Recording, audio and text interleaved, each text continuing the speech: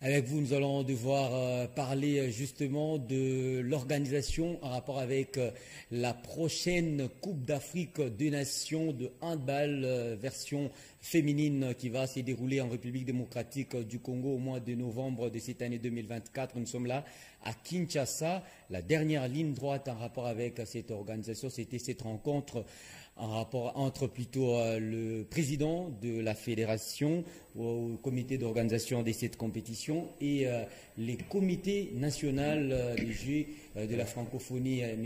Isidore.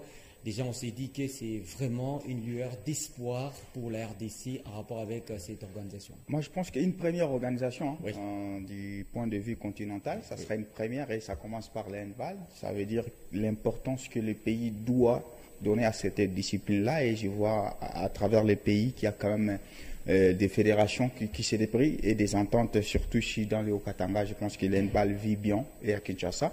On est dans un processus normal, dans une suite très logique. Après la réussite des Jeux de la francophonie, je crois que la RDC se devait en tout cas d'avoir maintenant à organiser des compétitions d'envergure continentale et j'espère que c'est une suite.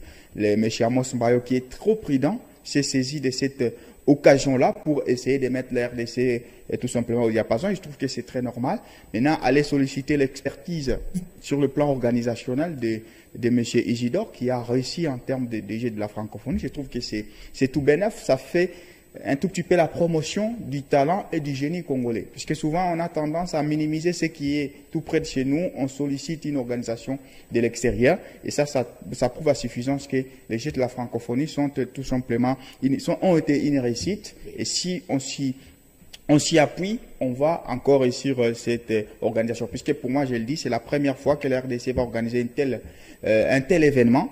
Donc, il va falloir qu'on réussisse. N'oublions pas que le président de la République nous a promis la CAN 2029. Donc, si on réussit la CAN de handball, c'est un autre message qu'on va envoyer à l'Afrique pour dire qu'attention, nous sommes aussi prêts, nous sommes déterminés à pouvoir faire des choses aussi sérieusement possibles.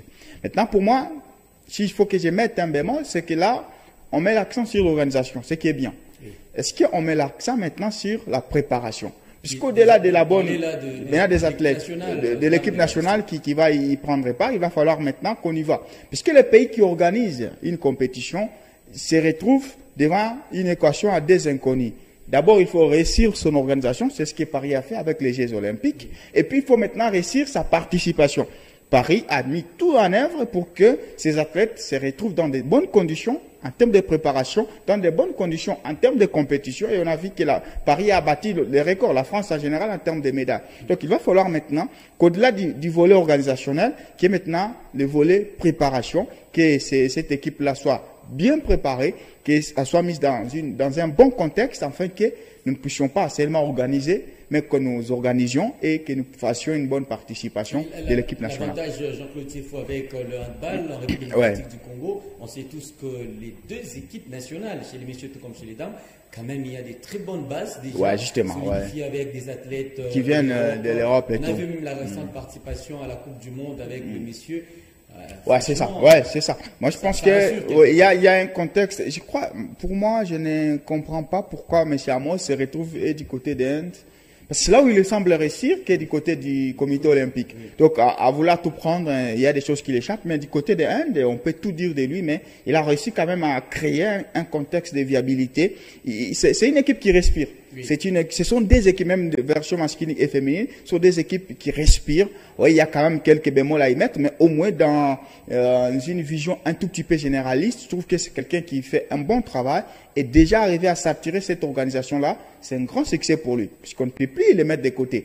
Pour la première fois, la RDC aura organisé un tel événement. C'est grâce à Amos Mbayo qui s'est saisi de la réussite de Jeux de la francophonie. Et je trouve que c'est ça l'opportunité qu'il y a. Quand on met l'opportunité plus les talents, il y a toujours de bons résultats. Avec la réalisation, on va encore une fois nous balancer ces images d'illustration en rapport avec cette rencontre entre les deux dirigeants. C'est dans le souci de fédérer toutes les expertises nationales que le président de la Fédération des handball du Congo, Féandon Sigle, Amos Mbayo, Kitenge, a échangé le lundi dernier 19 août 2024 avec les directeurs du comité national des Jeux olympiques